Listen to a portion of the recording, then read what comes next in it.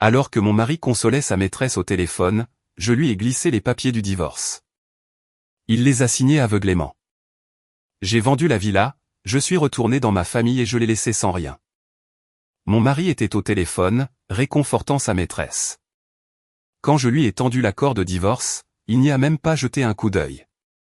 Il a attrapé son stylo Mont Blanc et a apposé sa signature d'un geste rapide et dédaigneux du poignet. Quand j'ai vendu notre villa du Vésinet pour 5 millions d'euros et que je suis retourné dans le domaine de ma famille, ma belle famille, qui s'est soudainement retrouvée sans absolument rien, a été complètement anéantie. Ma chérie, ne sois pas en colère. Je viendrai te voir demain à la première heure. Qui se soucie de cette vieille peau? Si mon père ne m'avait pas forcé à épouser quelqu'un de notre rang à l'époque, tu crois que je l'aurais seulement regardé?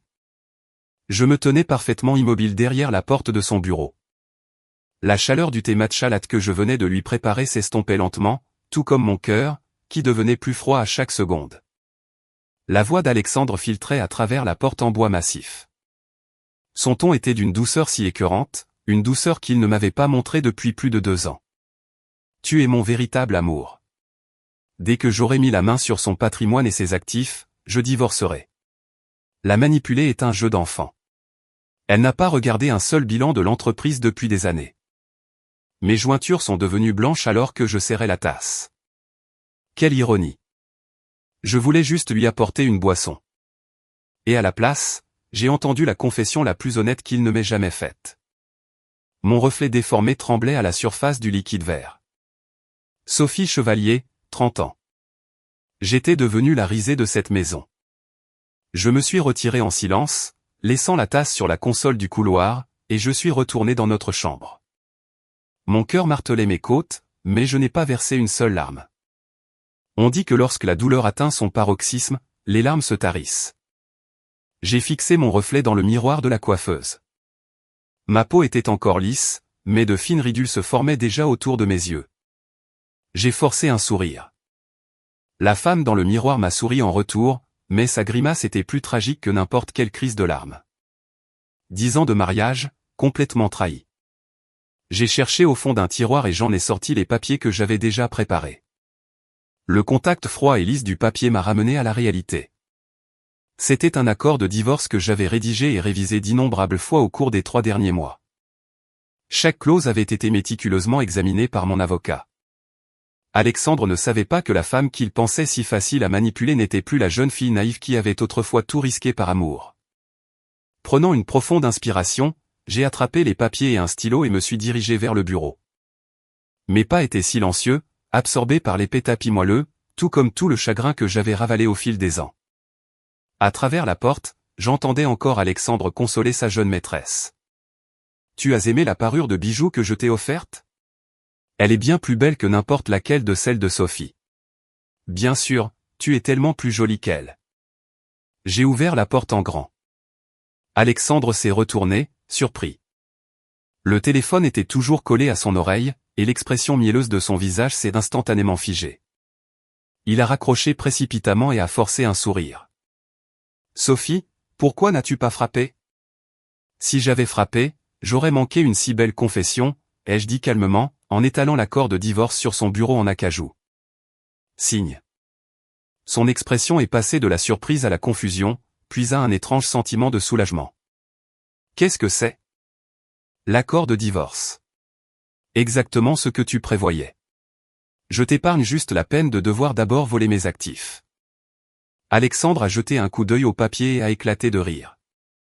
Sophie, je pense que tu as mal compris. Ce n'est qu'une cliente. Parfois, il faut les flatter. Chloé Lambert, 25 ans, ancienne réceptionniste dans votre entreprise, récemment promue votre assistante de direction personnelle, ai-je récité sans hésiter. Vous êtes ensemble depuis 2 ans et 3 mois. Le mois dernier, vous lui avez même acheté un appartement dans le Haut-Marais au nom de la société. D'ailleurs, comme en France le régime matrimonial par défaut est la communauté de biens, j'ai tout à fait le droit d'en réclamer la moitié. Le visage d'Alexandre a perdu toute couleur. Tu m'as fait espionner ? Je ne fais que protéger mes droits légaux. Je lui ai tendu le stylo. Signe-le pendant que je suis encore disposé à mettre fin à cela à l'amiable. Il m'a dévisagé pendant quelques secondes, puis a soudainement souri d'un air narquois comme si tout cela n'était qu'une blague. Il a pris le stylo et a signé de son écriture élégante et fluide habituelle, sans même prendre la peine de lire le contenu. « Tu ne vas pas lire les clauses », lui ai-je rappelé poliment. Qui a-t-il à voir? Il m'a renvoyé le dossier avec une indifférence stupéfiante. « Tu ne peux pas vivre sans moi de toute façon. Tu finiras par me supplier de nous remettre ensemble. Sophie, une fille de riche gâtée comme toi n'est rien sans l'influence de notre famille. » J'ai ramassé l'accord et j'ai offert un léger sourire. « Merci pour ta coopération, Alexandre. J'espère que toi et ton assistante de direction serez très heureux. » Alors que je me tournais pour partir, il a crié derrière moi, « Arrête de faire ta folle. Tu sais que demain, c'est l'anniversaire de ma mère, n'est-ce pas? N'oublie pas de récupérer le traiteur. » Je ne me suis pas retourné. J'ai juste refermé la porte en silence. De retour dans la chambre, j'ai verrouillé la porte. C'est à ce moment-là que mon corps a finalement commencé à trembler. 10 ans de mariage terminés comme ça. Je pensais que j'allais m'effondrer, que j'allais pleurer des océans. Mais étrangement, je n'ai ressenti qu'un immense et écrasant sentiment de libération. Mon téléphone a vibré. C'était un texto d'Alexandre. « Arrête de surréagir. Demain, nous allons déjeuner ensemble chez ma mère. » Je n'ai pas répondu. Au lieu de cela, j'ai appelé mon avocat. « Maître Lefebvre, c'est signé. » Oui, sans même qu'il le lise. « Parfait. Je vous vois demain matin. » Après avoir raccroché, j'ai ouvert le coffre-fort et j'en ai sorti un épais dossier. Il contenait toutes les preuves que j'avais recueillies au cours des 2 dernières années. Des reçus d'hôtel, des relevés bancaires, des enregistrements d'appels téléphoniques. J'ai passé mes doigts sur les pages, me souvenant d'Alexandre me demandant en mariage sous les cerisiers en fleurs du jardin des plantes il y a 7 ans. L'amour dans ses yeux avait semblé si réel. Comment en étions-nous arrivés là? À l'université, Alexandre était le président du bureau des étudiants, brillant et charismatique. Il m'a courtisé pendant 2 ans. Je venais de la famille propriétaire du groupe Chevalier, et mon père était un promoteur milliardaire de renom. Alexandre venait d'une famille ayant des liens profonds avec la politique locale et l'immobilier. Sur le papier, nous étions le couple parfait. Mon père m'avait prévenu que la famille Dubois était compliquée, mais aveuglé par l'amour, j'avais insisté, c'était lui ou personne. Les 2 premières années de mariage ont été douces, jusqu'à ce que l'entreprise de mon père traverse une période difficile. L'attitude de ma belle famille a changé du jour au lendemain. Ma belle-mère a commencé à me reprocher de me comporter comme une héritière capricieuse, et Alexandre est devenu de plus en plus distant, non pas à cause du travail, mais par pure indifférence. J'ai ouvert la galerie de mon téléphone et j'ai trouvé une photo de famille de l'année dernière. Une image si harmonieuse. Moi, élégante et sereine.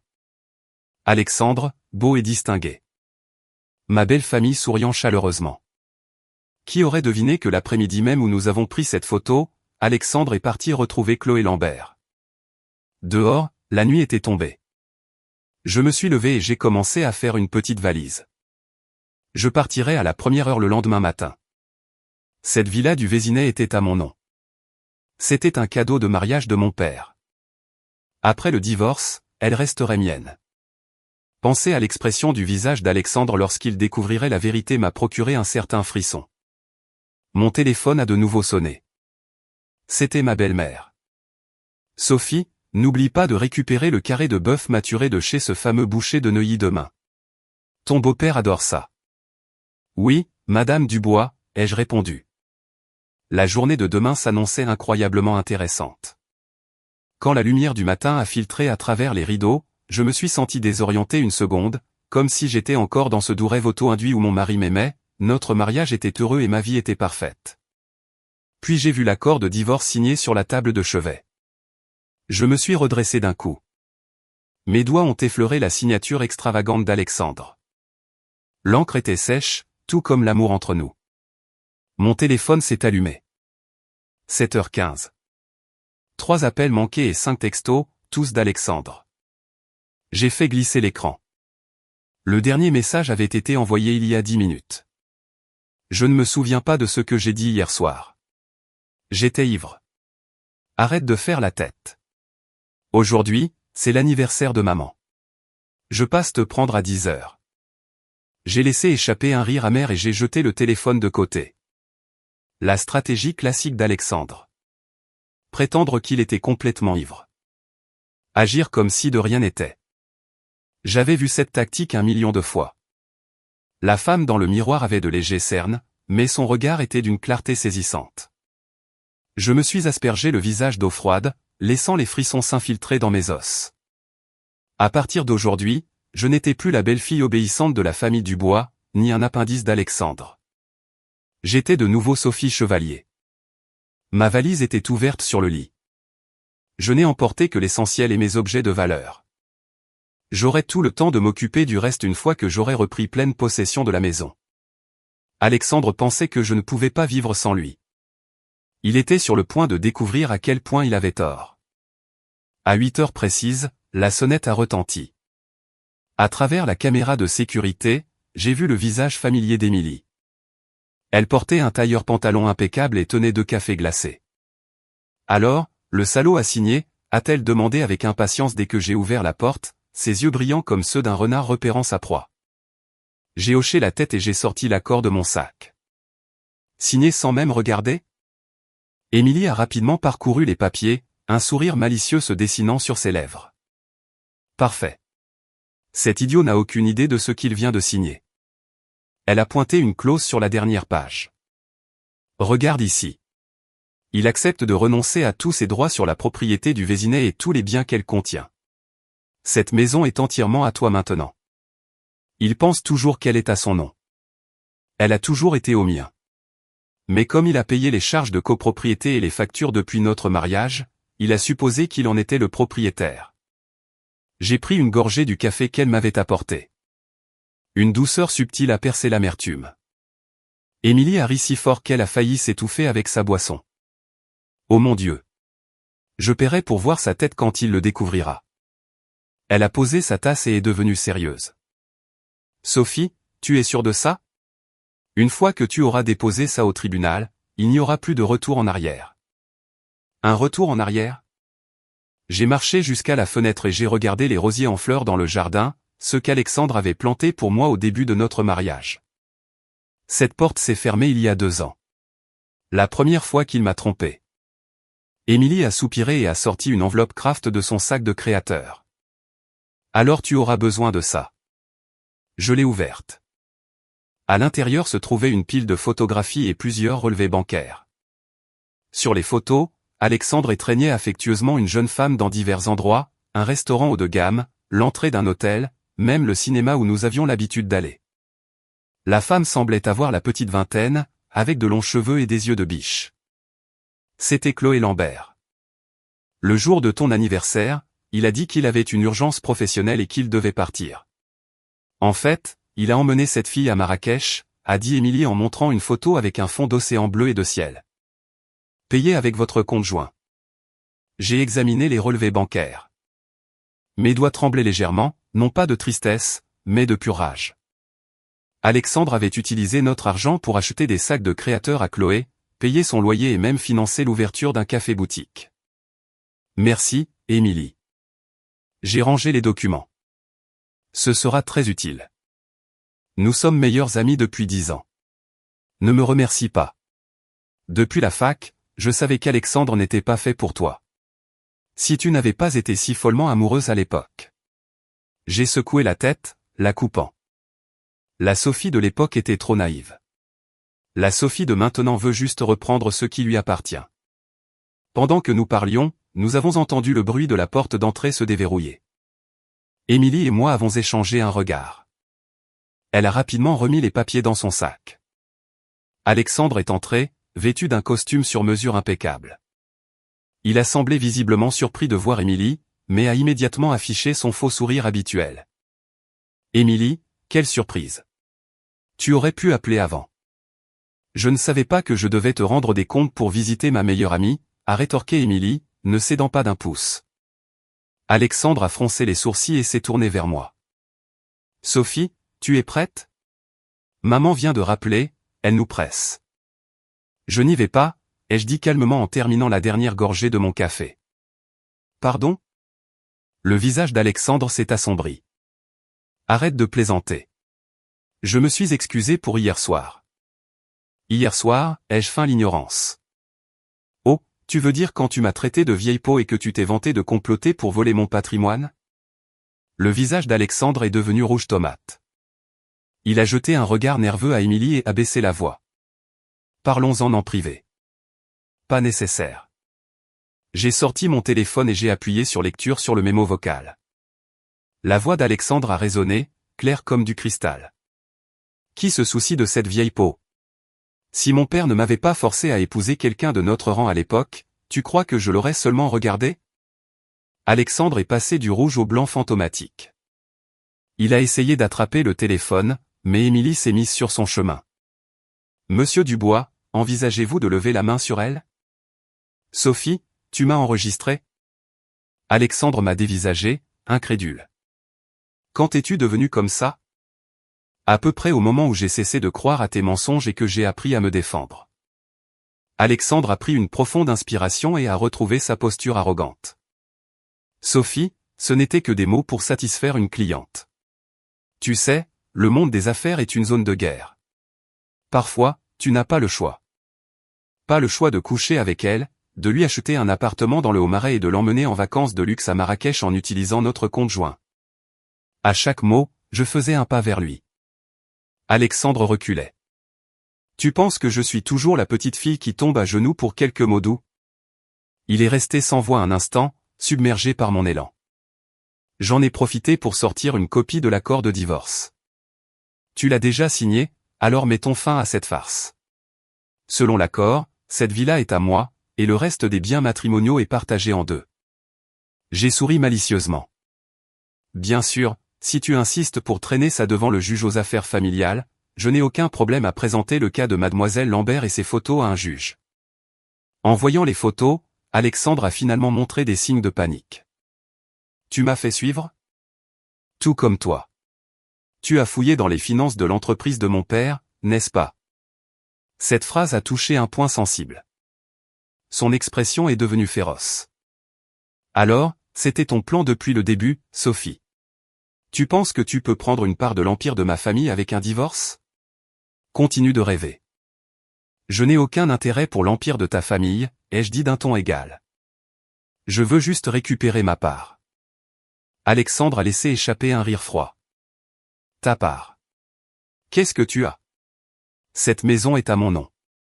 Le Range Rover a été acheté par moi. Tu n'as même pas de travail. Je n'ai pas pu m'empêcher de rire. Alexandre, il est évident que tu n'as jamais vraiment regardé l'acte de propriété. Cette maison était un cadeau de mariage de mon père.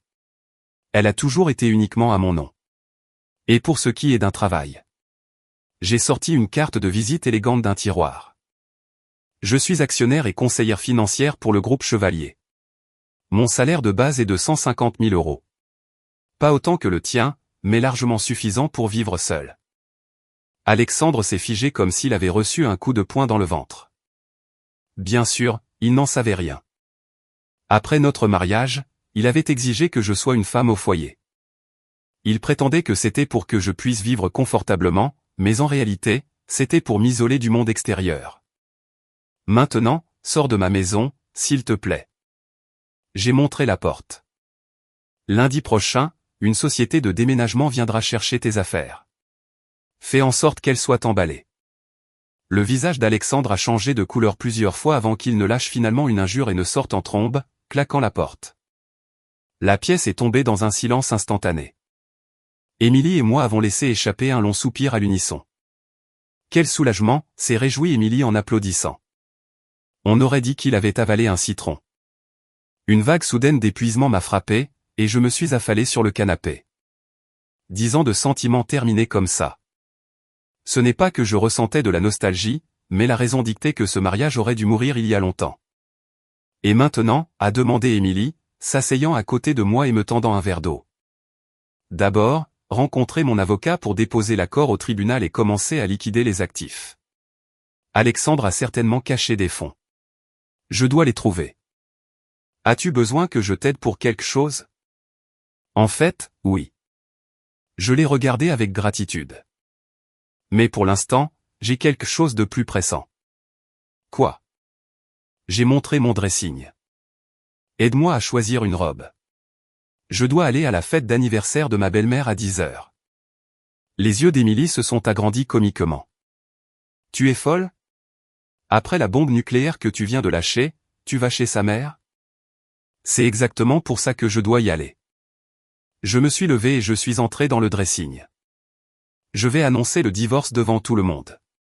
Je ne donnerai pas à la famille Dubois l'occasion de déformer les faits et d'inventer des rumeurs. Émilie a eu le souffle coupé. C'est une véritable déclaration de guerre. Non. J'ai sorti une robe de créateur noire et saisissante. C'est la fin de la guerre. Pendant que je me changeais, mon téléphone a de nouveau sonné. C'était ma belle-mère. Je l'ai mise sur haut-parleur. Sophie, as-tu pris le carré de bœuf? Alexandre vient de me dire que tu ne te sentais pas bien. Sa voix stridente était accompagnée d'un fort bourdonnement de fond, indiquant que la fête battait déjà son plein. Il est récupéré, Madame Dubois. Ma voix semblait parfaitement normale. Je vais bien, juste un léger mal de tête. J'arrive bientôt. Ah, bien. Et habille-toi convenablement. Nous avons des invités très importants aujourd'hui.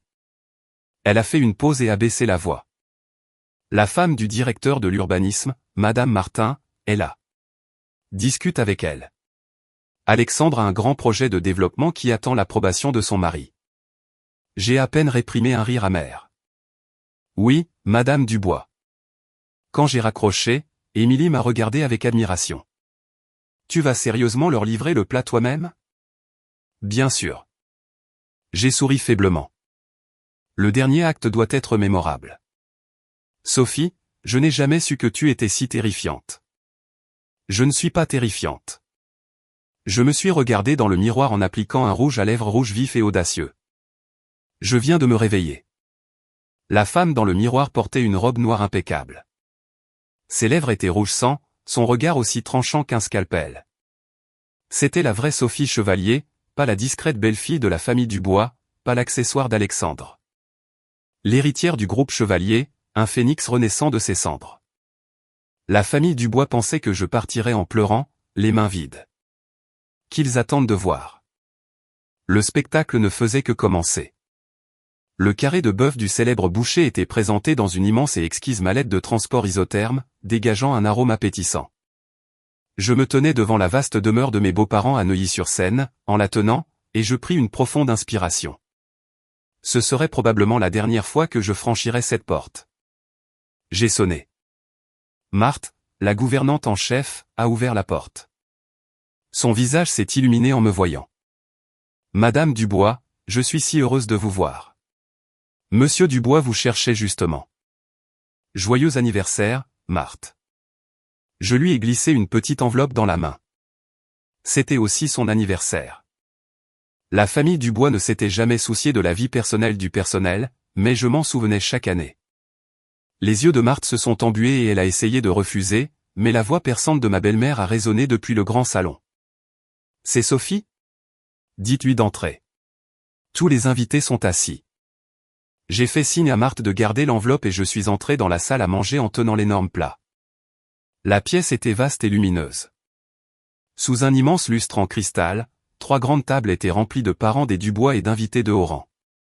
Mon beau-père était assis en bout de table principale, discutant avec le directeur de l'urbanisme, Monsieur Martin. Ma belle-mère voltait dans la pièce comme un papillon mondain. Alexandre était assis près de son père, une chaise vide à côté de lui, clairement réservée pour moi. Quand il m'a vu, ses yeux se sont assombris. Il s'est rapidement approché et m'a sifflé à l'oreille, « Je ne pensais pas que tu viendrais vraiment. Pourquoi es-tu ici? Ta mère m'a spécifiquement demandé d'apporter le carré de bœuf. Comment aurais-je pu manquer ça? Ai-je dit en souriant et en haussant légèrement la voix. Ma belle-mère s'est approchée, rayonnante, en prenant la mallette de mes mains. Notre Sophie est toujours si attentionnée. Elle s'est tournée vers les invités. Ma belle-fille sait exactement comment prendre soin de sa famille. Les invités ont répondu par des applaudissements polis et des compliments, louant la bonne fortune des Dubois. J'ai remarqué la mâchoire d'Alexandre se crisper de seconde en seconde. Viens t'asseoir ici. Ma belle-mère m'a attrapé par la main et m'a tiré vers le siège à côté d'Alexandre. Madame Martin meurt d'envie de discuter avec toi. Je me suis assise docilement et j'ai fait un signe de tête à Madame Martin de l'autre côté de la table. C'était une femme élégante dans la cinquantaine, très bien conservée, avec des yeux très perspicaces. Elle m'a observé pensivement. Sophie, vous êtes ravissante. J'ai entendu dire que le nouveau projet de développement commercial de votre père sur la Côte d'Azur se déroule à merveille. Le sourire de ma belle-mère s'est légèrement figé. C'était un secret de Polichinelle que mon père et les Dubois étaient de féroces rivaux dans l'immobilier. Heureusement, tout se passe parfaitement, ai-je répondu poliment. Mon père dit toujours qu'en affaires, il faut être prudent et ne jamais convoiter ce qui ne nous appartient pas. C'était une pique directe à plusieurs des acquisitions hostiles et agressives que les Dubois avaient entreprises récemment. Un léger sourire a atteint les yeux de Madame Martin, mais le visage de mon beau-père s'est visiblement assombri. Sous la table, Alexandre m'a pincé fort la cuisse. Sans broncher, j'ai lentement sorti de mon sac de créateur une copie immaculée de l'accord de divorce. Je l'ai placé sur le plateau tournant au centre de l'immense table et lui ai donné une légère poussée. Puisque nous sommes tous réunis ici aujourd'hui, j'ai une annonce à faire. Le document a tourné lentement et s'est arrêté directement devant le chef de table. Ma belle-mère l'a ramassé, confuse. Après un rapide coup d'œil, le sang a quitté son visage. Qu'est-ce que c'est? Un accord de divorce? Oui. Alexandre l'a signé hier. La salle à manger a plongé dans un silence de mort. Tous les yeux étaient rivés sur Alexandre et moi. Alexandre a bondi, sa chaise raclant violemment le sol en marbre. Sophie, qu'est-ce que tu fais? Toujours assise, je l'ai regardée de haut en bas. N'as-tu pas dit toi-même que Chloé Lambert est ton véritable amour et que je ne suis qu'une vieille peau? N'importe quoi, a hurlé ma belle-mère. Mon Alexandre ne dirait jamais une chose pareille. J'ai sorti mon téléphone et j'ai appuyé sur lecture. La voix d'Alexandre a résonné avec une clarté brutale dans la salle à manger silencieuse. Qui se soucie de cette vieille peau? Si mon père ne m'avait pas forcé à épouser quelqu'un de notre rang à l'époque, tu crois que je l'aurais seulement regardé? Lorsque l'enregistrement s'est terminé, un hoquet collectif a parcouru la pièce. Le visage d'Alexandre est passé du rouge au blanc, puis à un vert maladif. Ma belle-mère a arraché l'accord des mains de son mari, la voix tremblante. C'est impossible. Comment Alexandre a-t-il pu signer ça? La maison du Vésinet est à toi? De quel droit? Parce que l'acte de propriété est à mon nom, ai-je dit en me levant. La maison était un cadeau de mariage de mon père. Elle a toujours été à mon nom. Menteuse. Ma belle-mère a complètement abandonné sa façade de grande bourgeoise. C'est la maison de notre famille. Alexandre a payé les rénovations et toutes les factures pendant 10 ans. Madame Dubois, ai-je utilisé l'adresse formelle délibérément. Ne me dites pas que vous ne savez pas que les dépenses payées sur les comptes joints matrimoniaux ne peuvent pas être réclamées uniquement par une partie après un divorce. C'est la base du droit de la famille française. Mon beau-père a frappé la table de sa main. Assez. Il a fusillé Alexandre du regard avec une fureur absolue. Que signifie tout cela? Alexandre a bégayé, incapable de former une phrase cohérente. J'ai répondu pour lui. Monsieur Dubois. Alexandre fréquente mademoiselle Chloé Lambert depuis plus de 2 ans. Il lui a acheté un appartement de luxe, a financé son café et l'a emmené à Marrakech, le tout avec l'argent de nos comptes joints. J'ai sorti les photos qu'Émilie m'avait données et je les ai éparpillées sur la table. Hier, quand je lui ai tendu les papiers, il a signé sans lire. Je suppose qu'il était pressé de la faire entrer dans la famille. Les photos ont circulé parmi les invités horrifiés. Madame Martin en a pris une et a murmuré sèchement, « Monsieur Dubois, votre fils a certainement du goût. La jeune fille est plutôt jolie. » Mon beau-père semblait sur le point d'avoir une attaque. Ma belle-mère s'est jetée sur moi comme un animal sauvage. « Toi. Tu as piégé mon fils. » Je me suis écarté sans effort. Elle a trébuché et a failli tomber. Alexandre l'a rattrapée et m'a crié, « Sophie, tu m'as trompé. » Trompé? J'ai ri froidement. C'est toi qui étais si désespéré de divorcer que tu as signé sans lire. Maintenant tu paniques parce que tu as découvert que la villa n'est pas à toi. Taisez-vous tous. Le rugissement de mon beau-père a réduit la pièce au silence. Il a pris une profonde inspiration, réprimant sa rage, et s'est tourné vers les invités. Je m'excuse. Une affaire de famille privée a gâché l'après-midi. Je vous inviterai un autre jour pour me faire pardonner. C'était un ordre d'expulsion. Les invités se sont levés maladroitement et ont dit au revoir. Seule Madame Martin, avant de partir, m'a regardé avec insistance et a murmuré, « Si vous avez besoin de quoi que ce soit, appelez-moi. » Une fois les étrangers partis, mon beau-père a attrapé Alexandre par le revers de son costume. « Imbécile. Comment as-tu pu signer sans lire ? » « Papa, je ne savais pas qu'elle m'avait enregistré, » a balbutié Alexandre. « Le problème n'est pas l'enregistrement, » a rugi son père. « Le problème, c'est que tu t'es fait prendre et que tu nous as humiliés. » Ma belle-mère s'est précipitée sur moi, ses ongles griffant pratiquement l'air près de mon visage. « Ingrate. Nous t'avons soutenu pendant 10 ans, et c'est comme ça que tu nous remercies. » « Soutenu ? » Je n'ai pas pu m'empêcher de rire. « Avez-vous oublié les 2 millions d'euros de dot que mon père a injectés dans votre entreprise quand nous nous sommes mariés ? Avez-vous oublié combien de fois j'ai aplani les choses pour votre famille en utilisant mes relations ? » Je me suis tourné vers mon beau-père. « Monsieur Dubois, qui vous a aidé avec ce permis de construire en centre-ville il y a 2 ans ? » Le regard de mon beau-père a vacillé. Il s'en souvenait clairement. J'avais résolu le problème grâce au père d'un ami d'université qui travaillait au ministère. Eh bien, s'il n'y a rien d'autre, je vais partir. J'ai attrapé mon sac à main et me suis dirigé vers la porte. Mon avocat contactera Alexandre pour le reste de la logistique. Tu crois que tu vas sortir d'ici comme ça ? Alexandre a couru pour me bloquer le passage. L'accord est déjà notarié. Mon avocat l'a déposé ce matin. D'ailleurs, selon la clause 7, tu as 10 jours pour quitter la maison du Vésinet. Ma belle-mère a crié hystériquement. Dans tes rêves, cette maison est à nous. Alors on se verra au tribunal. J'ai bousculé Alexandre. Même si je ne pense pas que mademoiselle Lambert appréciera que votre liaison soit étalée dans la presse à scandale. Cette phrase a jeté un seau d'eau glacée sur la famille. Mon beau-père a été le premier à retrouver son sang-froid. Il a ramené sa femme et son fils furieux et m'a regardé d'un air sombre. Sophie, nous sommes de la même famille. Pourquoi aller si loin ? Si tu as des conditions, nous pouvons négocier. Il est trop tard, monsieur Dubois. J'ai souri.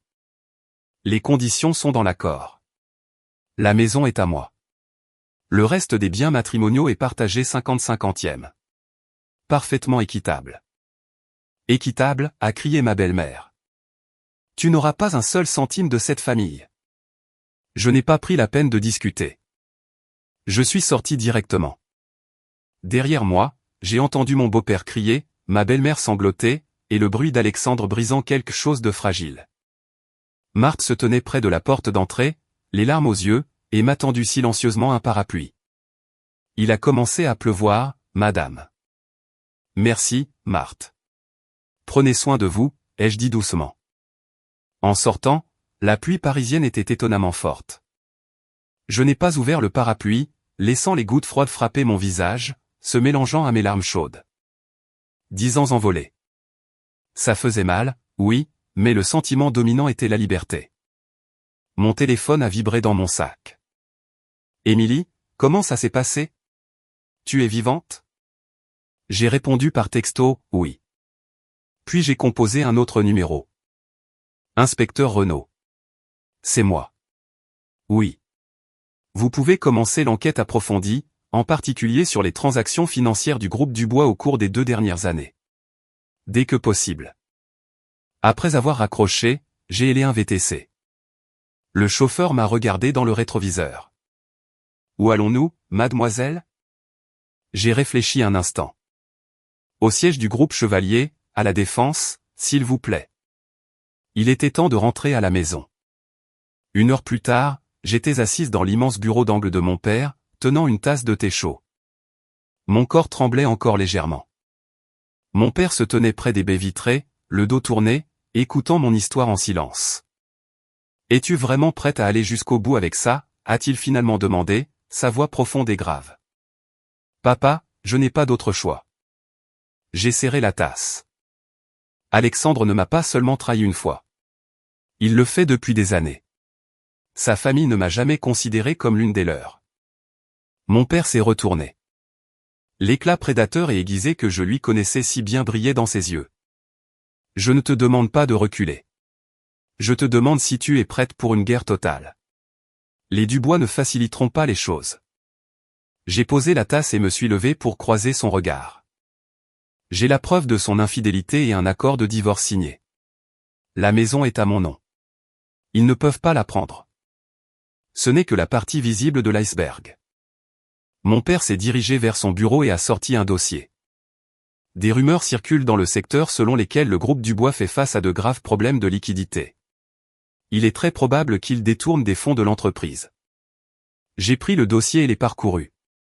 C'étaient les registres comptables d'une usine textile que nous possédions en commun. Oui. Nominalement, c'est ton usine, a dit mon père en pointant des divergences flagrantes. La destination de ces fonds est complètement opaque. Je soupçonne les Dubois de les siphonner. Mes mains se sont mises à trembler. Cette usine faisait partie de ma dot, mais la famille Dubois gérait ses opérations quotidiennes.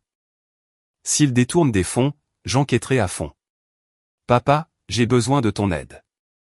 Mon père a posé une main lourde sur mon épaule. Tout le conseil d'administration du groupe Chevalier est derrière toi.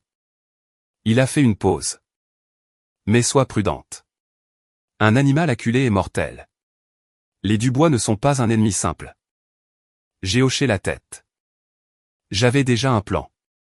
Premièrement, liquider tous les actifs communs. Deuxièmement, trouver la preuve du détournement de fonds d'Alexandre. Troisièmement. Mon téléphone a sonné. C'était Alexandre. J'ai refusé l'appel. Immédiatement, un texto est apparu. Tu crois que tu as gagné? Attends un peu. Je te ferai te mettre à genoux et me supplier de te reprendre. J'ai souri froidement et j'ai répondu, n'oublie pas de vider la maison dans 10 jours. Sinon, on se verra au tribunal. J'ai bloqué son numéro. La guerre ne faisait que commencer. Et cette fois, je ne montrerai aucune pitié. La tour Dubois se dressait de manière impressionnante au cœur de la défense. Ses 35 étages de murs rideaux en verre brillaient au soleil. Je me tenais de l'autre côté de la rue, fixant le bâtiment qui était autrefois, de manière tangentielle, mon domaine. Une boule s'est formée dans ma gorge. Je n'y avais pas mis les pieds depuis 7 ans. Depuis qu'Alexandre avait pris la direction en tant que PDG, il insistait sur le fait que le monde de l'entreprise était un champ de bataille pour les hommes et que je devais simplement être jolie à la maison. Maintenant, je réalisais que ce n'était qu'une excuse commode pour m'exclure des finances familiales. J'ai pris une profonde inspiration, j'ai ajusté le col de mon blazer de créateur et je suis entré. J'avais délibérément porté un tailleur pantalon noir impeccable. Mes cheveux tirés en une queue de cheval ôtés lisse, mon maquillage parfait. Je voulais que les employés des Dubois voient que Sophie Chevalier n'était plus une femme au foyer docile. La réceptionniste était nouvelle. Elle m'a fait un sourire professionnel. Bonjour. Avez-vous un rendez-vous? Pas de rendez-vous, ai-je dit d'un ton égal. Je suis Sophie Chevalier, la femme d'Alexandre Dubois. Je suis ici pour voir la directrice financière, Isabelle Thierry. L'expression de la réceptionniste a changé instantanément. Une lueur de panique a traversé ses yeux. Oui, Madame Dubois. Je préviens la DAF tout de suite. Elle a décroché le téléphone et a chuchoté à la hâte, me regardant à plusieurs reprises. Il était évident que mon coup d'éclat à la fête d'anniversaire était déjà le principal sujet de conversation dans le bâtiment. En moins de 5 minutes, les portes de l'ascenseur se sont ouvertes et une grande femme en est sortie d'un pas vif. Elle semblait avoir la fin de la trentaine, portant un simple tailleur gris et des lunettes à monture dorée. Madame Dubois. Elle m'a tendu la main. Je suis Isabelle Thierry, la DAF. À quoi devons-nous ce plaisir? Appelez-moi Sophie, s'il vous plaît. Je lui ai serré la main. Elle était froide et ferme. Je vais très bientôt abandonner le nom Dubois. Les coins de la bouche d'Isabelle se sont contractés comme pour réprimer un sourire narquois. Mademoiselle Chevalier. Par ici. Nous avons pris l'ascenseur seul en silence. J'ai observé le reflet d'Isabelle dans les portes en acier brossé. Elle se tenait parfaitement droite, mais ses doigts tapotant inconsciemment contre sa mallette en cuir trahissaient sa nervosité. Depuis combien de temps travaillez-vous ici? Ai-je rompu le silence. 10 ans, 4 mois, a-t-elle répondu rapidement. Depuis que Monsieur Dubois a pris la direction en tant que PDG. Alors vous devez être très familière avec la santé financière de l'entreprise. Isabelle s'est tournée vers moi, ses yeux méfiants derrière ses lunettes. Mademoiselle Chevalier, quel est exactement le but de votre visite? Juste une vérification de routine. J'ai souri. Après tout, étant donné le divorce imminent, je dois démêler mes liens financiers avec la famille Dubois. Nous avons atteint le 28e étage. Isabelle m'a guidé à travers l'open space. Des dizaines d'yeux se sont tournés vers nous et des chuchotements ont parcouru les bureaux. J'ai marché la tête haute, ignorant les murmures de « c'est elle » et « waouh, elle est courageuse ». Le bureau d'Isabelle était un cube de verre. Les stores étaient à moitié baissés. Elle a fermé la porte, a complètement fermé les stores et m'a fait signe de m'asseoir. Puis-je vous offrir quelque chose? De l'eau pétillante? Non, merci. Je suis allé droit au but. Isabelle, j'aimerais voir les rapports financiers des 2 dernières années pour l'usine de fabrication que Monsieur Dubois et moi possédons en commun. Ses doigts ont tapoté sur son bureau en acajou. Cela nécessite l'autorisation directe de Monsieur Dubois. Légalement, j'ai le droit d'examiner le statut de mes propres actifs. J'ai sorti un document de mon sac. Voici le certificat d'action et une copie de ma carte d'identité. 51% des actions de cette usine sont à mon nom. Isabelle a examiné les documents, l'air troublé. Mademoiselle Chevalier, je comprends votre demande, mais l'entreprise a des protocoles stricts. Isabelle. Je me suis penché en avant, baissant la voix. Vous savez que Monsieur Dubois a une liaison, n'est-ce pas? Elle a sursauté légèrement, ses yeux se dirigeant vers la porte. Je ne suis que la DAF. Je n'ai aucun intérêt pour la vie privée du PDG. Mais vous avez un intérêt pour la légalité financière de l'entreprise, n'est-ce pas? Je l'ai regardé droit dans les yeux. Surtout quand le PDG détourne des fonds de l'entreprise pour financer sa maîtresse. Les pupilles d'Isabelle se sont dilatées, sa respiration s'est saccadée. Mademoiselle Chevalier, c'est une accusation extrêmement grave. C'est exactement pourquoi je suis ici. Je me suis penché en arrière. Vous êtes ici depuis 10 ans. Vous savez distinguer le bien du mal. S'il y a vraiment une divergence massive dans les registres, pensez-vous que vous vous en sortirez indemne quand le parquet national financier viendra frapper à la porte? L'air dans le bureau semblait se figer. Isabelle a enlevé ses lunettes et les a essuyées avec son chiffon en microfibre. Une tactique classique pour gagner du temps. Quand elle les a remises, son visage était résolu. Mademoiselle Chevalier, il y a en effet des irrégularités dans les comptes de l'usine. Mais je dois me protéger. Je comprends. J'ai hoché la tête. Faisons comme ça. Donnez-moi un moyen sécurisé de vous contacter. Quand vous serez prête à parler, appelez-moi. Isabelle a hésité, puis a sorti une carte de visite de son tiroir, a griffonné un numéro au dos et me l'a tendu. C'est ma ligne personnelle prépayée. Utilisez-la discrètement. J'ai rangé la carte et je me suis levé. Merci pour votre temps, Isabelle. J'espère que nous pourrons nous reparler bientôt. En quittant le service financier, j'ai surpris une jeune employée se cachant derrière son moniteur, prenant une photo de moi avec son iPhone. Je lui ai fait un sourire poli. Elle a tressailli et a fait tomber son téléphone. Tout le groupe Dubois attendait de voir comment cette guerre de divorce se terminerait. J'ai atteint le hall. Juste au moment où j'allais sortir, mon téléphone a sonné. C'était la sécurité du domaine du Vésinet. Mademoiselle Chevalier, désolé de vous déranger.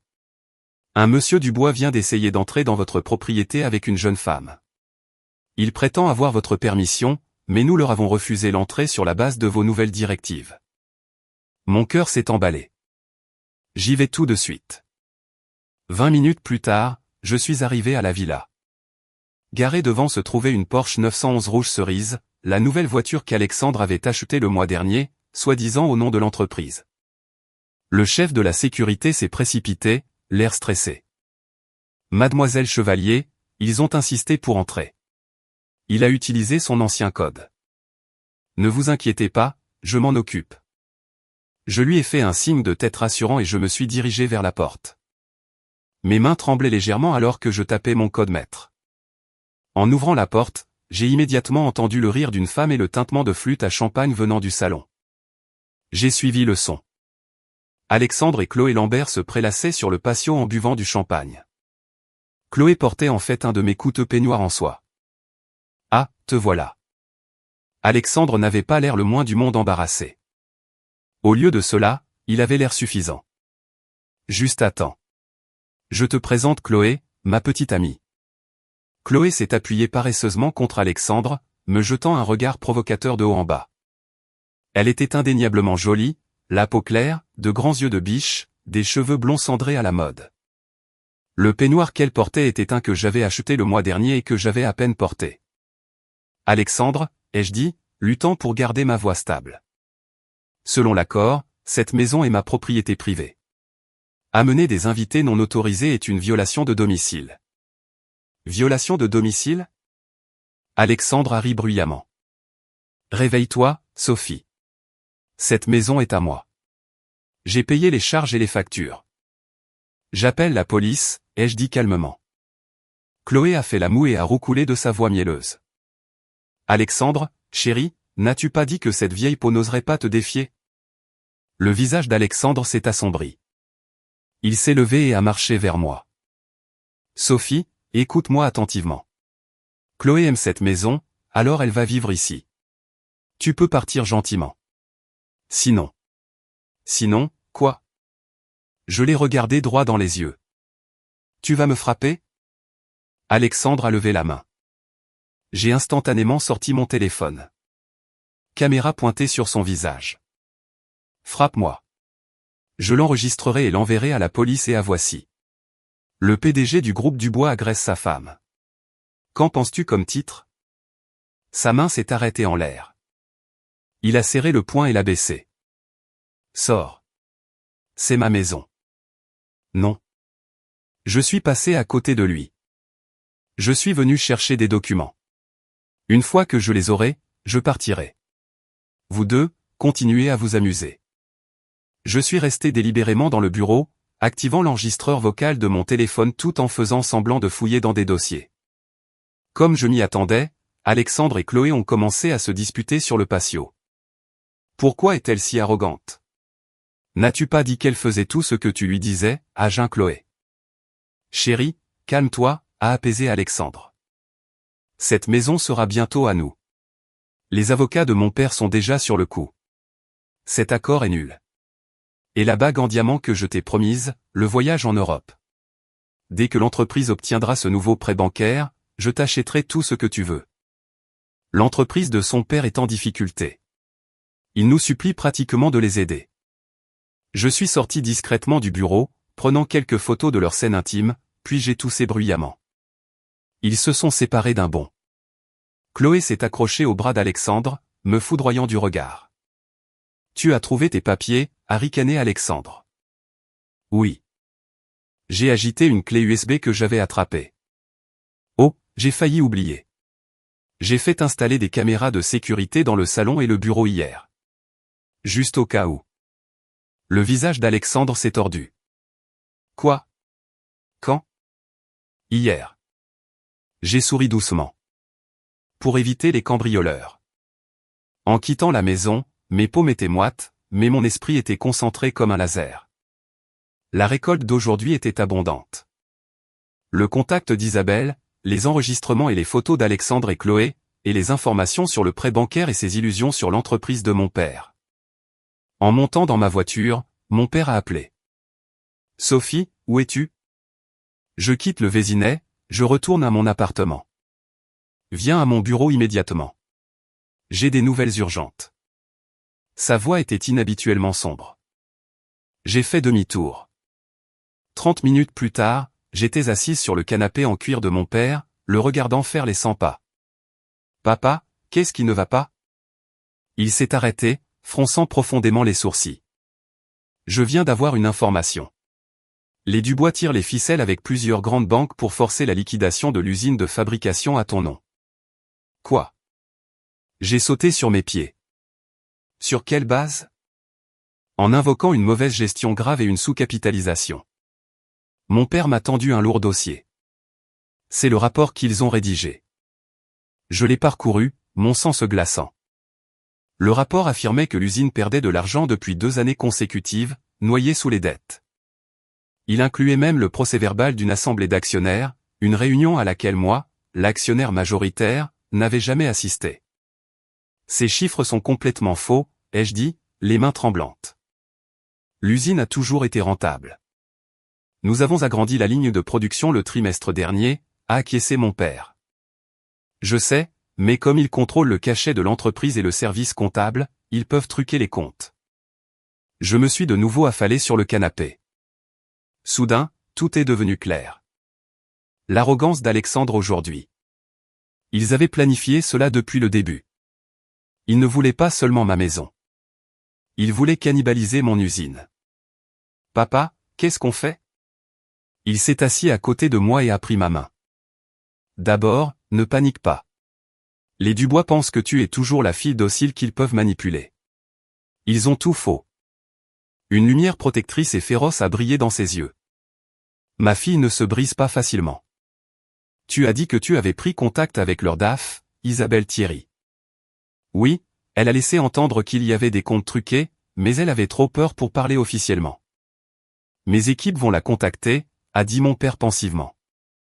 Si nous pouvons la faire basculer de notre côté, nous gagnons. J'ai sorti mon téléphone. J'ai aussi eu ça. Je lui ai montré les photos d'Alexandre et Chloé. Mon père a regardé les photos et a ri sombrement. Waouh, le goût d'Alexandre a vraiment baissé. Elle a l'air vulgaire. Papa, ai-je soupiré, ne sachant pas si je devais rire ou pleurer. Ce n'est pas le moment de critiquer ses goûts en matière de femme. Sophie, mon père est devenu très sérieux. Il y a quelque chose que je ne t'ai jamais dit. Quand tu as commencé à sortir avec Alexandre, j'ai enquêté en profondeur sur sa famille. Leurs tactiques commerciales ne sont pas seulement impitoyables. Elles sont sales. Mon estomac s'est noué. Que veux-tu dire? Mon père s'est dirigé vers son coffre-fort mural, a tapé le code et a sorti un dossier jauni. Il y a 7 ans, le plus grand concurrent des Dubois, un certain monsieur Garnier, est mort subitement dans un accident de voiture sur la Corniche d'Or. Les Dubois ont acquis son entreprise pour une bouchée de pain quelques semaines plus tard. La police a conclu à un tragique accident, mais j'ai toujours eu mes doutes. J'ai pris le dossier. Il contenait des photos macabres du lieu de l'accident et de vieilles coupures de journaux. La voiture de Garnier était sortie de la route dans une falaise, prenant feu. Papa, tu es en train de dire qu'ils l'ont assassiné. Ce n'est qu'une théorie, a dit mon père. Mais les Dubois feront n'importe quoi pour de l'argent. Maintenant que tu as ouvertement déclaré la guerre, tu dois être extrêmement prudente. J'ai saisi le dossier, un frisson me parcourant l'échine. Est-ce qu'Alexandre savait que j'avais ça? Me ferait-il du mal pour protéger sa fortune? Je serai prudente. Je me suis levé. Papa, j'ai besoin d'une équipe d'avocats impitoyables et d'un détective privé. C'est déjà fait. Maître Lefebvre et son équipe seront là demain à 10 heures. Quant au détective privé, il m'a tendu une carte. Inspecteur Renaud, ex-police nationale, totalement digne de confiance. J'ai empoché la carte. Une pensée soudaine m'a frappé. Papa, tu as dit que les Dubois tiraient les ficelles avec les banques. Quelle banque? Il en a énuméré quelques-unes. Un nom m'a sauté aux yeux. C'était la banque régionale où le père de Chloé Lambert était vice-président. Les pièces du puzzle se sont assemblées. Alexandre ne couchait pas seulement avec Chloé parce qu'elle était jeune et jolie. Il l'utilisait pour obtenir des prêts frauduleux à haut risque par l'intermédiaire de son père, et cannibaliser mon usine était probablement la garantie dont ils avaient besoin. Quand j'ai quitté le bureau de mon père, les lumières de Paris brillaient dans le crépuscule. Le divorce n'était plus seulement une affaire de cœur brisé. Il impliquait des millions d'euros, de l'espionnage industriel et potentiellement un meurtre. Mon téléphone a vibré. Numéro inconnu. Mademoiselle Chevalier, retrouvez-moi demain à 10 heures au café discret à Saint-Germain-des-Prés concernant les registres de l'usine. C'était Isabelle. Elle avait enfin choisi un camp. J'ai répondu, confirmé, et j'ai appelé l'inspecteur Renaud. Les hostilités étaient lancées. Le café discret à Saint-Germain-des-Prés était niché dans une rue calme. À 10 heures, il était presque vide. J'ai choisi une banquette tout au fond, face à la porte. À 10h05, Isabelle est entrée d'un pas rapide. Elle n'était pas en tailleur aujourd'hui. Elle portait un sweat à capuche gris, un jean et des lunettes à monture épaisse. On aurait dit une étudiante de la Sorbonne. Si elle ne s'était pas dirigée directement vers ma table, je ne l'aurais pas reconnue. Désolé, j'ai fait quelques détours, a-t-elle marmonné en posant un lourd sac en bandoulière sur le siège. Pour être sûr de ne pas être suivi. J'ai poussé un thé matcha glacé vers elle.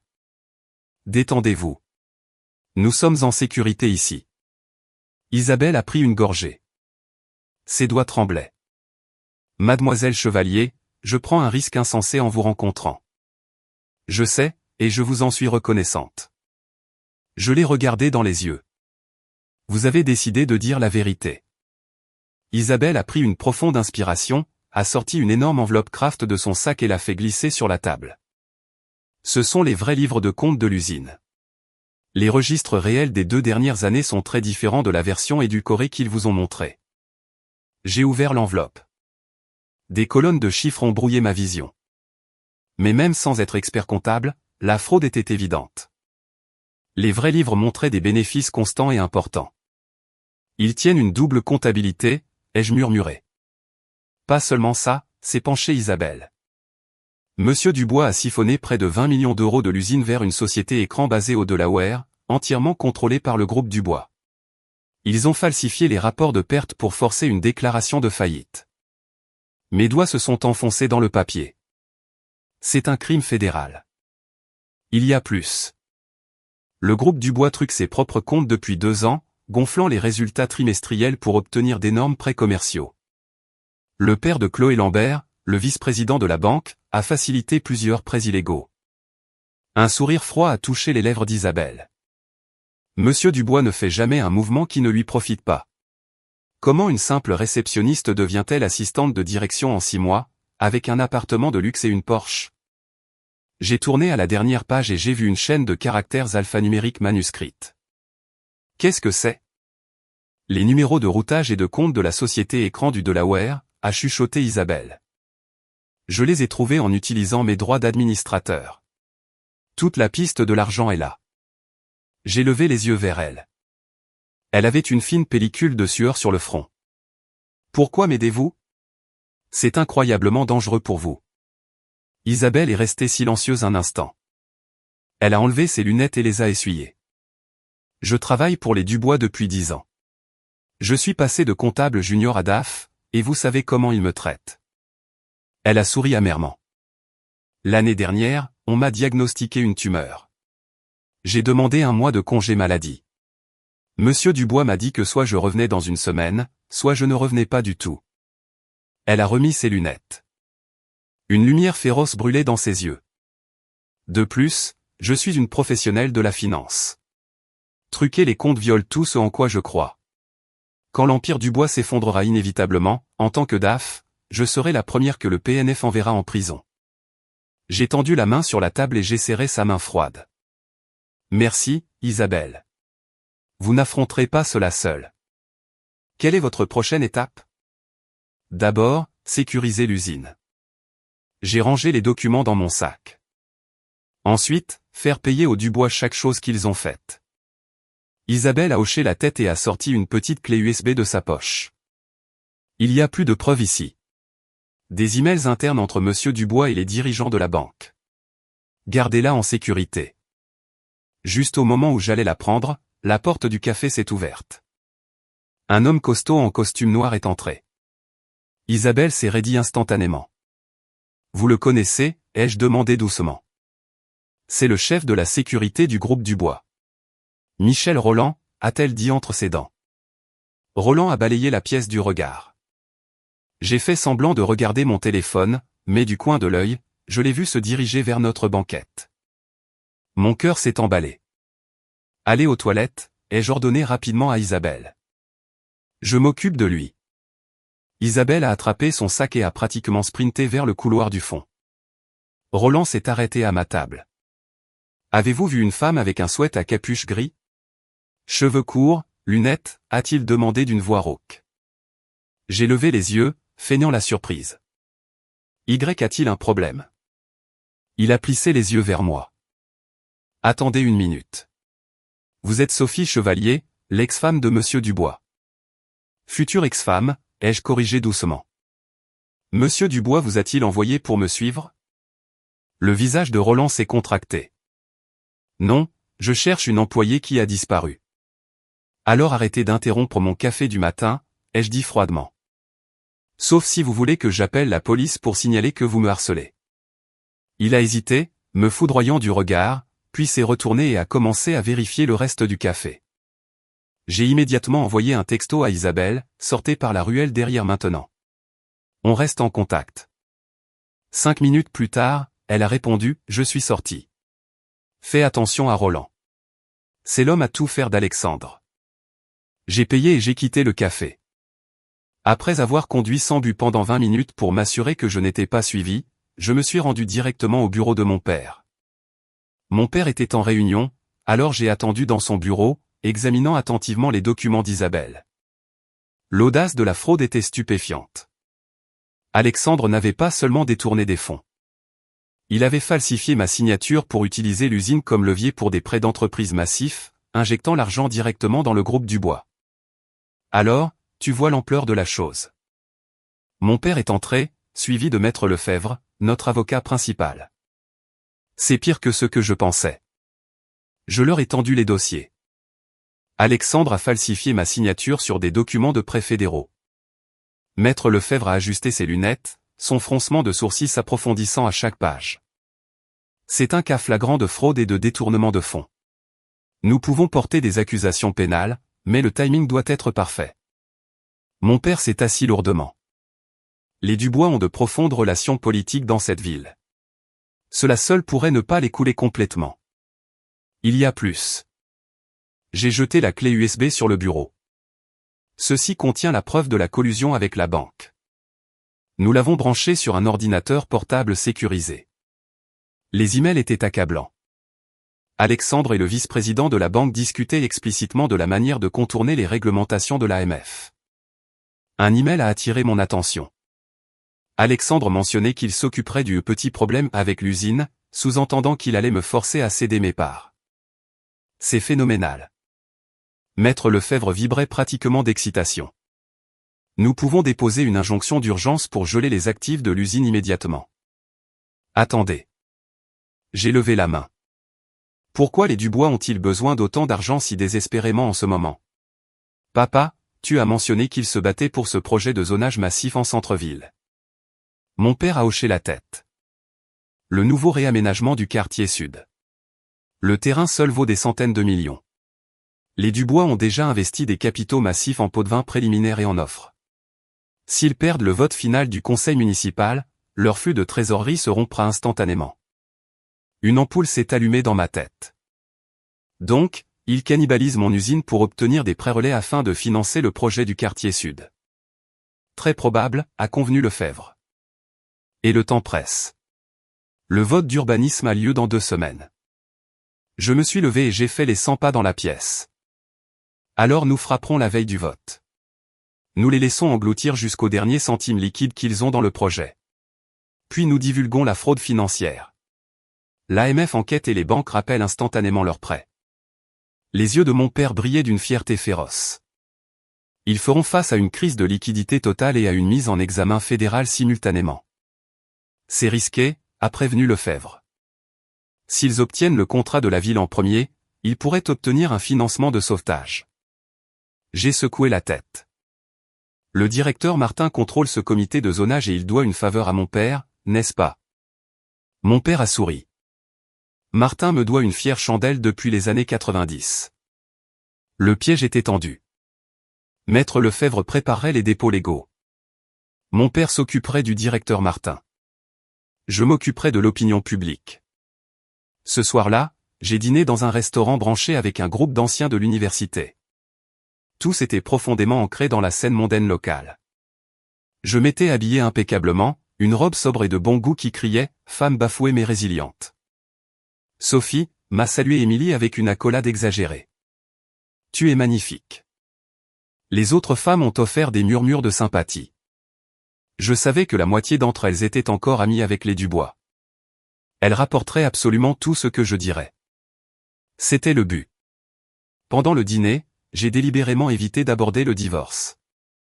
Ce n'est que lorsqu'on m'a pressé que j'ai mentionné nonchalamment qu'Alexandre avait simplement trouvé quelqu'un d'autre et que nous nous séparions à l'amiable. À l'amiable, a crié Émilie, comme prévu. Ce salaud qui installe sa maîtresse de 25 ans dans votre maison du Vésinet, c'est à l'amiable? J'ai feint l'embarras et j'ai baissé les yeux. Eh bien, la maison est un point de discorde. Mais je fais confiance aux tribunaux pour être juste. J'ai entendu dire que les Dubois vont te poursuivre en justice, a dit une femme nommée Sandra, dont le mari jouait au golf avec Alexandre au country club. Ils disent que tu as piégé Alexandre pour qu'il signe un accord exorbitant. J'ai souri tristement. Il l'a signé de son plein gré devant des témoins. Exorbitant? J'ai ouvert mon téléphone et j'ai montré la photo d'Alexandre et Chloé buvant du champagne sur mon patio, dans mon peignoir. N'est-ce pas ça qui est exorbitant? La photo a circulé, suscitant de véritables hoquets d'indignation. J'ai parfaitement chronométré une larme subtile, en tamponnant mes yeux. Je suis désolé. Je ne voulais pas aborder ce sujet. C'est juste. 10 ans. Je n'aurais jamais pensé que ça finirait comme ça. À la fin du dîner, le récit était fermement établi. J'étais la victime dîner au cœur brisé. Avant de partir, Sandra m'a serré dans ses bras. Sophie, si tu as besoin de quoi que ce soit, fais-le-moi savoir. Mon mari travaille au bureau du procureur. J'ai souri avec gratitude. Je savais que le téléphone d'Alexandre exploserait avec ses ragots avant minuit. Il serait en sueur, se demandant exactement combien de preuves je possédais. Le lendemain matin, Émilie m'a appelé, criant presque. Devine qui m'a invité à prendre un café? Chloé Lambert. Je me suis redressé. Pourquoi?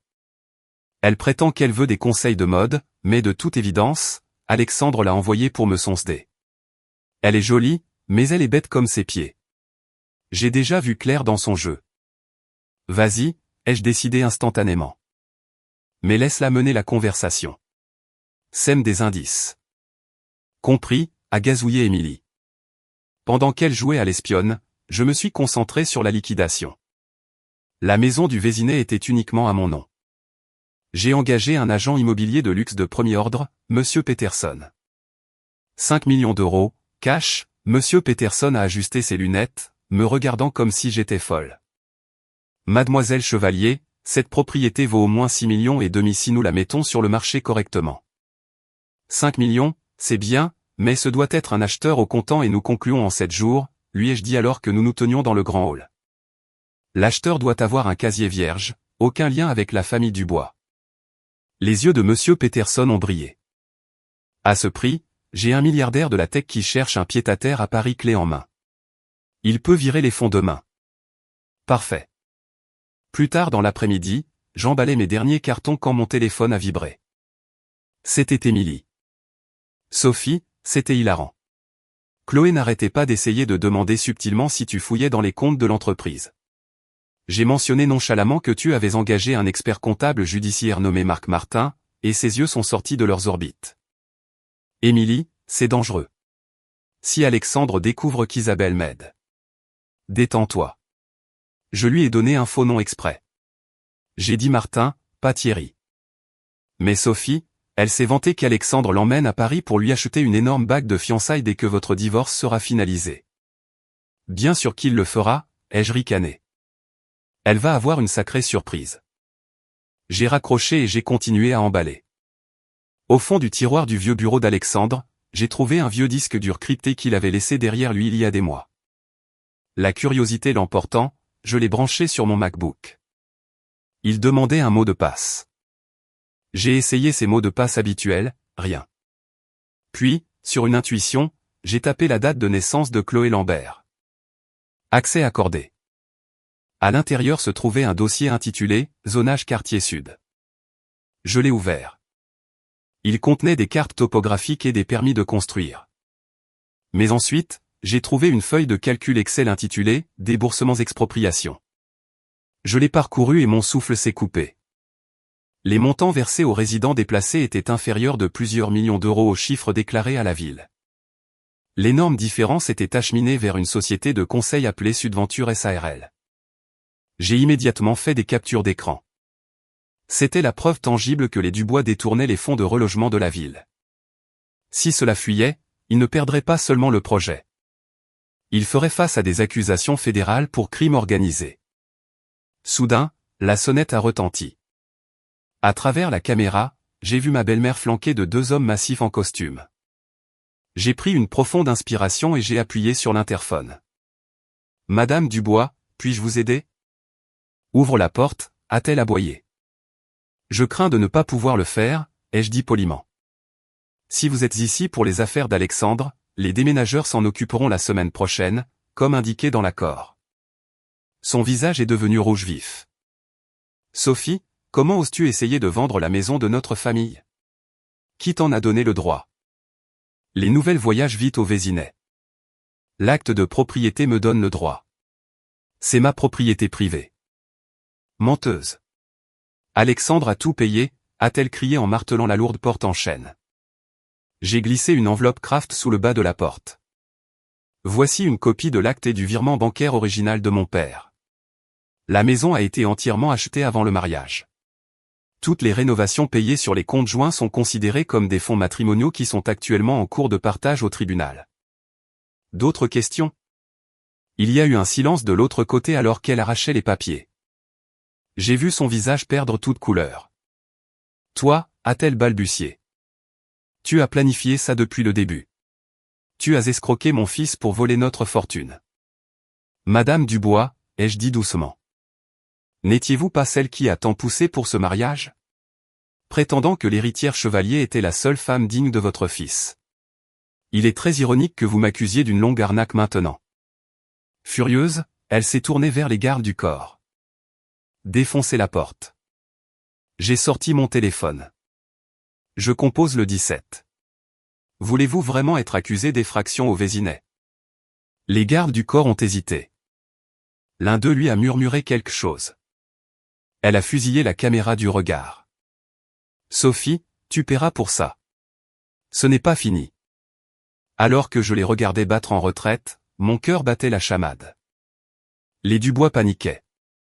Le lendemain matin, j'ai retrouvé Isabelle au même café. Elle était déguisée avec une casquette de baseball et un masque chirurgical. J'ai officiellement démissionné, pour des raisons médicales, a-t-elle chuchoté en faisant glisser un autre énorme dossier sur la table. Ce sont les déclarations de revenus finales non expurgées. Ils ont dissimulé plus de 80 millions d'euros de revenus pour échapper à l'impôt. De plus, ils ont soudoyé au moins 5 fonctionnaires pour le projet du quartier sud, y compris le père de Chloé. Elle a joué un mémo vocal sur son téléphone. La voix d'Alexandre vire les 20 millions sur le compte offshore aux Caïmans. Blanchis-les via la maison de vente aux enchères d'art. Comme la dernière fois. C'est d'il y a 3 mois, a dit Isabelle. Je l'ai enregistré pour me protéger. Vous êtes une sauveuse. J'ai serré sa main. Êtes-vous en sécurité? J'ai un vol pour Singapour ce soir. J'y resterai jusqu'à ce que la poussière retombe. Nous nous sommes séparés. Plus tard dans l'après-midi, le milliardaire de la tech a signé les papiers. 5 millions d'euros ont été immédiatement crédités sur mon compte privé. J'ai conduit directement au cabinet de Maître Lefebvre. Nous avons passé 3 heures à organiser les preuves d'Isabelle et les données du disque dur que j'avais trouvé. C'est une bombe nucléaire, a dit Lefebvre en enlevant ses lunettes et en se frottant les yeux. Nous déposons l'injonction pour geler les avoirs personnels d'Alexandre demain matin. Une fois qu'il n'aura plus accès à son argent, nous transmettrons les preuves aux autorités. Il y a encore une chose, a dit Lefebvre en me tendant le dossier décrypté concernant l'ancien accident de voiture qui a tué Monsieur Garnier. Notre technicien a déchiffré le dossier. Il détaille le paiement exact que votre beau-père a fait à l'enquêteur de police qui a conclu à un accident, et le virement au mécanicien qui a saboté les freins de Garnier. Mon sang s'est glacé. Mon père avait raison. C'étaient des meurtriers. Gardez ça, ai-je chuchoté. Nous sortirons ça au tout dernier moment. Le lendemain matin, la guillotine financière est tombée. Je me tenais dans le hall du centre des impôts, remettant un énorme dossier à un inspecteur principal. Je suis ensuite allé au bureau régional de l'AMF et j'ai déposé des plaintes officielles de lanceurs d'alerte concernant la fraude et le délit d'initié. Enfin, j'ai déposé les preuves de corruption au bureau du procureur de la République. À 14 heures, j'étais assise dans la boutique haut de gamme d'Émilie, sirotant de l'eau pétillante. Sa télévision était branchée sur BFM Business. Soudain, un bandeau d'informations urgentes a clignoté en rouge vif sur l'écran. Alerte info, l'AMF et la police perquisitionnent le siège du groupe Dubois. Le PDG Alexandre Dubois visé par une enquête pour fraude massive. Émilie et moi avons regardé l'écran, bouche bée. La caméra est passée au bâtiment Dubois. Des agents de la police financière emportaient des boîtes de disques durs. Un journaliste parlait par-dessus les images. L'action du groupe Dubois s'est effondrée cet après-midi, suspendant la cotation. Des rumeurs circulent selon lesquelles le PDG Alexandre Dubois est impliqué dans une fraude fiscale massive, de la corruption et des détournements de fonds. Mon téléphone a explosé. Des textos de mon père, de Maître Lefebvre, d'amis d'université. Mais un texto s'est démarqué, d'un numéro inconnu. Sophie, tu es impitoyable. Tu paieras pour ça. Alexandre. J'ai supprimé le message. Je ne ressentais aucune euphorie, juste une étrange et lourde finalité. 10 ans de mariage, 2 ans de souffrance. Enfin équilibré. Ce soir-là, mon père a appelé. Sa voix était rauque. Sophie, ton beau-père vient de faire un infarctus massif. Il est à l'hôpital américain dans un état critique. Je me suis figé. Quoi? La nouvelle l'a brisé. L'action s'est effondrée. Les banques rappellent leurs prêts instantanément. Ils sont ruinés. Papa, suis-je allé trop loin, ai-je chuchoté. Ne sois pas ridicule, a claqué mon père. Le monde des affaires est un sport de sang. Les Dubois ont bâti leur empire sur la fraude et le sang. C'est le karma. Tu as simplement livré la vérité. Ne te sens pas coupable. Je savais qu'il avait raison, mais cela pesait quand même sur moi. Le lendemain matin, la nouvelle est tombée. Monsieur Dubois était décédé à 3h17 du matin. L'empire Dubois était effectivement mort. Alexandre a été formellement mis en examen et son passeport a été confisqué. Chloé Lambert a, comme on pouvait s'y attendre, disparu. Émilie m'a dit qu'elle avait pris un aller simple pour Hong Kong. Quelques jours plus tard, mon téléphone a sonné. C'était Alexandre. Nous devons parler, a-t-il dit d'une voix rauque. Je suis au café en face de ton nouvel appartement. Je suis descendu. Il était assis dans le coin, et je l'ai à peine reconnu. Il semblait avoir vieilli de 20 ans. Son costume de créateur était froissé. Il avait une barbe épaisse et mal entretenue. Le prince arrogant de l'immobilier parisien avait disparu. Merci d'être venu, a-t-il murmuré, fixant son café. Je ne sais pas par où commencer. Tu as 5 minutes, ai-je dit froidement. Alexandre a levé les yeux. Des larmes dans ses yeux injectés de sang. Sophie, je suis désolé. J'étais un monstre, mais l'entreprise est en faillite. Mon père est mort. Je risque la prison. S'il te plaît, montre un peu de pitié. Dis au procureur que tu as fabriqué les preuves par dépit. Je ferai tout ce que tu veux. J'ai laissé échapper un rire sec. Tu penses que la justice est un jeu? Tu veux que je commette un parjure et que j'aille en prison pour toi? Sophie, s'il te plaît. Pour les 10 ans où nous étions mariés. Tu ne te souciais pas de ces 10 ans quand tu couchais avec une gamine de 25 ans et que tu me traitais de vieille peau, les jeux coupés. J'avais tort. Je t'aime. Je t'ai toujours aimé, a-t-il supplié, la voix brisée. Je me suis levé, ne ressentant qu'une profonde pitié et du dégoût. Tu n'aimes que toi-même, Alexandre. Tu es seulement désolé parce que tu t'es fait prendre. On récolte ce que l'on sème, c'est douloureux, n'est-ce pas? Je suis sorti, le laissant sangloter dans ses mains. Ce soir-là, j'ai reçu un message crypté. C'est Chloé. J'ai des preuves solides des comptes offshore d'Alexandre et des enregistrements de lui ordonnant les pots de vin. Retrouve-moi au Georges V, je l'ai rencontrée dans le hall de l'hôtel. Elle portait d'énormes lunettes de soleil, arborant un vilain bleu sur la pommette. Il m'a frappé quand il a découvert que je partais, a-t-elle marmonné en faisant glisser une clé USB sur la table. Je veux 5 millions d'euros pour ça, et tu obtiens un accord de plaidoyer pour mon père. Je l'ai regardé, pas du tout impressionné. Je ne peux pas contrôler le procureur, et je te donnerai 500 000 euros. À prendre ou à laisser. Elle a paniqué. Ce n'est pas assez. C'est 500 000 euros de plus que ce qu'Alexandre te donnera avant d'aller en prison.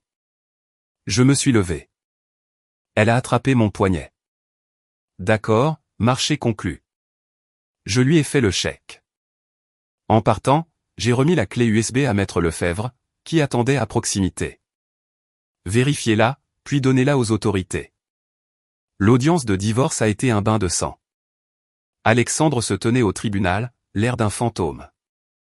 Son avocat a essayé de faire valoir que l'accord avait été signé sous la contrainte, mais Maître Lefebvre a diffusé la vidéo d'Alexandre signant avec arrogance les papiers sans les lire. Le juge a statué instantanément. La maison du Vésinet et ses produits de la vente étaient à moi. Alexandre a été condamné à rembourser les 3 millions d'euros qu'il avait détournés de nos comptes joints, plus de lourds dommages et intérêts punitifs. En quittant le palais de justice, les paparazzis nous ont assaillis. Alexandre s'est enfui vers une voiture qui l'attendait, se couvrant le visage. Je me suis tenu droite devant les caméras. La justice a fonctionné aujourd'hui. J'ai hâte de commencer un nouveau chapitre de ma vie. Ce soir-là, la sœur d'Alexandre, Anna, m'a appelé, sanglotant hystériquement. Elle m'a supplié d'abandonner les poursuites civiles, offrant de tout céder si je leur laissais juste de quoi survivre. J'ai accepté à la condition qu'ils cèdent les parts restantes de l'usine textile de ma famille et ne fassent jamais appel du divorce. Elle a signé les papiers le lendemain. Un mois plus tard, acculé par des preuves fédérales accablantes, y compris le dossier du meurtre que j'ai finalement remis, Alexandre a accepté un accord de plaidoyer. Il a été condamné à 15 ans de prison. Le groupe Dubois a été entièrement liquidé. Un an plus tard, le soleil brillait. Je me tenais devant l'usine textile Chevalier nouvellement reconstruite. Avec les 5 millions d'euros de la vente de la maison du Vésinet, j'avais acheté des machines de pointe et ravivé l'héritage de ma famille. Mon père se tenait à mes côtés, coupant le ruban. Ce n'est pas seulement une inauguration, a-t-il dit à la foule en liesse. C'est la preuve que la résilience gagne toujours. Isabelle, de retour de Singapour et maintenant ma gestionnaire de patrimoine personnel, m'a tendu une coupe de champagne. Émilie m'a serré dans ses bras. J'avais également lancé un fonds de défense juridique pour les femmes piégées dans des mariages financièrement abusifs. Plus tard ce mois-là, j'ai assisté à la réunion des anciens de mon université sur un toit terrasse chic. Je portais une superbe robe rouge, rayonnant de confiance. Je n'étais plus une victime. J'étais une PDG. Alexandre avait été un fantôme, une histoire édifiante chuchotée autour des cocktails. Alors que je regardais les lumières scintillantes de Paris, Émilie m'a donné un coup d'épaule. Si tu pouvais remonter le temps, l'épouserais-tu à nouveau? J'ai souri en prenant une gorgée de ma boisson. Oui. Tu es folle, a-t-elle haleté. Non, parce que la douleur m'a forcé à me réveiller. Elle m'a forgé pour devenir qui je suis aujourd'hui. Indépendante, intouchable. J'ai regardé les lumières de la ville. La tempête était passée. Demain était un nouveau jour. Et pour la première fois de ma vie, c'était moi qui écrivais l'histoire.